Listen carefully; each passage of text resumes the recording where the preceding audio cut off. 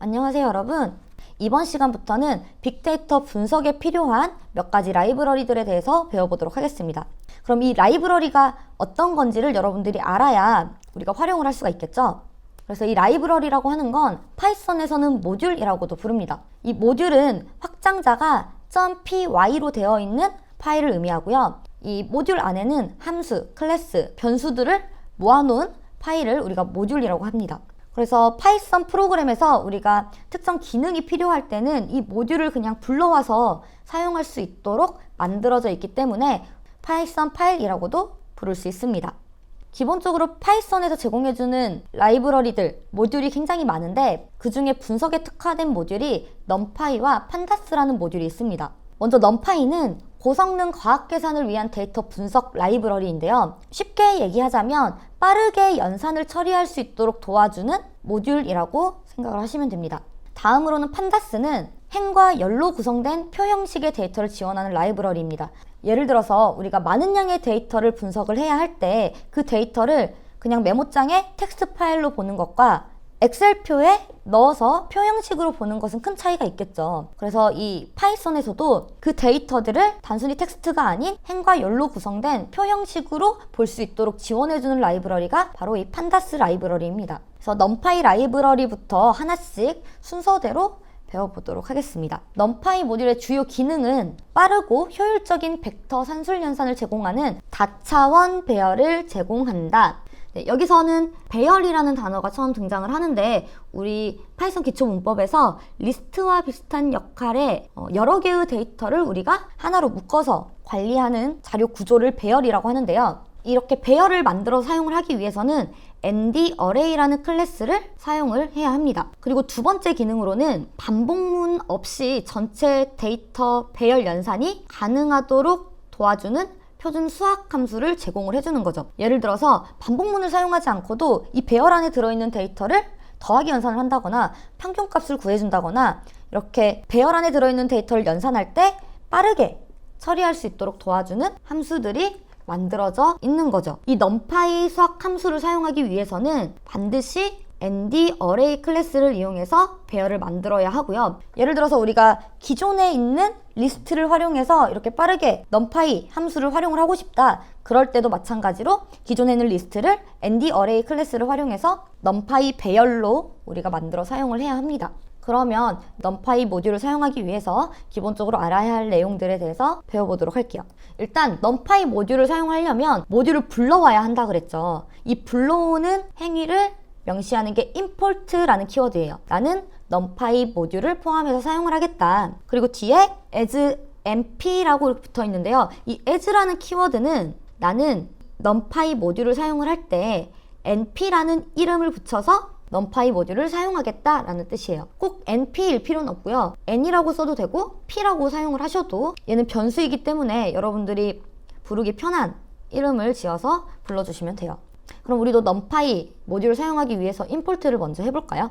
모듈을 사용하기 위해서는 가장 먼저 import라는 키워드를 이용해서 불러와야 한다고 했죠. 그래서 import numpy as np, 나는 np라는 이름으로 이 numpy 모듈을 사용하겠다. 그리고 실행을 해주시면 돼요. 그래서 반드시 import를 해줘야만 이 numpy 모듈을 사용할 수가 있습니다. 그러면 앞에서 얘기했듯이 우리가 numpy에서 제공해주는 NDArray 클래스를 사용을 해가지고 배열을 한번 만들어 보도록 할게요.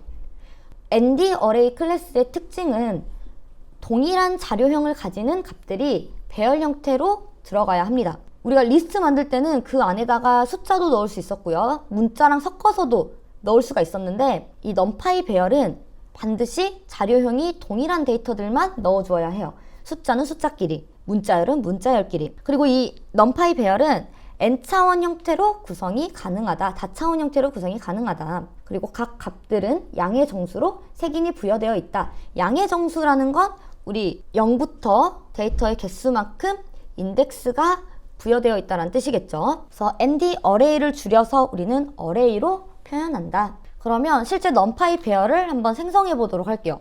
먼저 1차원 배열을 만들어 볼 건데 1차원 배열을 만들 때는 여기 코드 보면 우리가 파이썬 기초 문법에서 배웠던 1부터 5까지 총 5개의 데이터가 들어있는 리스트를 하나 만들어서 numpy 배열로 바꿔주는데 numpy 배열로 바꿔줄 때는 앞에 np 우리가 numpy 모듈을 사용할 때 np라는 이름을 불러서 사용을 하기로 했죠. np.array라는 함수를 호출해주면 돼요. 그래서 이 함수 매개 변수로는 내가 만들고자 하는 배열의 데이터를 리스트 형태로 넣어주면 되는데, 이렇게 만들어져 있는 변수를 활용해서 넣어줘도 되고, 그냥 바로 array 함수 안에다가 리스트 넣어주셔도 돼요. 변수를 활용하셔도 되고, 이렇게 리스트 형태로 바로 넣어주셔도 된다. 그럼 실제 코드로 한번 만들어 볼까요? 리스트 변수 하나 만들어서 1, 2, 3, 4, 5 총 5개의 데이터를 리스트에 담아 볼게요. 그리고 이 만들어진 리스트를 이용해서 numpy 배열로 한번 바꿔보도록 하겠습니다.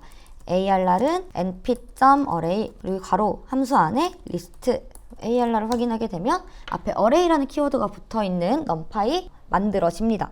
1차원 배열을 만들어 봤으니까 이번에 2차원 배열도 한번 생성해 볼까요? 2차원 배열은 2차원 형태로 넣어주시기만 하면 돼요. 그래서 보면 구조가 리스트 안에 또 뭐가 들어있어요? 리스트가 이렇게 묶여서 들어있는 거를 확인할 수가 있죠. 그래서 리스트 안에 리스트가 들어있는 구조로 우리가 2차원 형태로 배열을 만들기 위해서는 이렇게 만들어주면 된다. 얘도 같이 한번 해볼까요? arr2는 np.array 그리고 1, 2, 3 배열 하나 더 넣어서 리스트 하나 더 넣어서 4, 5, 6 지금 리스트 안에 2개의 리스트가 들어있는 구조죠. arr2를 확인을 해볼게요. 그러면 2차원 형태로 데이터가 들어있습니다. 이 안에 들어있는 데이터가 지금은 우리가 육안으로 확인할 수 있어요. 데이터가 5개밖에 없기 때문에. 근데 데이터가 엄청나게 많은 양의 데이터가 들어있을 경우에는 이 데이터가 몇 개인지 일일이 하나씩 셀 수가 없겠죠. 그래서 배열의 크기를 확인하는 방법을 이 shape이라는 변수를 호출해서 확인을 하시면 돼요. 그래서 array.shape 우리 arr과 arr2에 다 적용을 한번 해보도록 할게요. arr.shape 확인하면 1차원일 때는 이렇게 O 하고 튜플 형태로 데이터가 확인이 되고요. 2차원일 경우에는 arr2.shape 2,3 형태로 튜플 형태로 데이터를 확인할 수가 있어요. 총 2개의 행에 총 3개의 열이 있다. 2행 3열이다 라고 생각을 하시면 되겠죠. 그래서 크기를 확인할 때는 shape이라는 변수를 호출하면 된다. 그럼 실제 나는 크기가 아니라 그 안에 총 몇 개의 데이터가 들어있는지를 알고 싶어요. 그럴 때 사용하는 건 사이즈예요. 사이즈. 그래서 arr.size 하면 arr은 총 5개의 데이터가 들어있기 때문에 arr.size 그럼 5가 나오게 되고요. arr2.size 하게 되면 총 6개의 데이터가 들어있기 때문에 6이 나오게 되겠죠. 그래서 배열이 몇 행 몇 열로 구성되어 있는지를 알고 싶을 때는 shape 이 안에 들어있는 데이터의 개수가 몇 개 있는지를 알고 싶을 때는 size 조금 차이가 있죠. 그럼 이 배열의 타입을 한번 확인을 해볼게요. 이 안에 어떤 데이터가 들어있는지. 배열의 타입을 확인할 때는 데이터 타입의 의미를 가지고 있는 dtype이라는 변수를 한번 호출을 해볼게요. arr.dtype 하게 되면 데이터 타입은 int 32비트짜리다. 정수형 데이터란 뜻이에요. arr2.dtype 얘도 마찬가지로 int 형태의 데이터다. 그럼 이번에는 배열의 차원을 확인을 해볼게요. 배열의 차원. 그래서 dimension의 약자인 ndim이라는 변수를 호출해 주시면 돼요. 그래서 array.ndim, arr.ndim 하면 1차원이다. arr2.ndim 하게 되면 2차원이다 라는 걸 알 수가 있겠죠. 그래서 우리가 배열의 크기, 그 다음에 그 안에 들어있는 데이터의 개수, 그리고 데이터의 타입, 그다음 마지막으로 디멘션까지 확인을 해봤습니다. 이번 시간에는 numpy 배열을 생성하고 numpy 배열의 크기, 타입, 차원까지 확인을 해보았는데요. 다음 시간에는 배열을 특정한 데이터로 생성하고 연산하는 방법에 대해서 배워보도록 하겠습니다.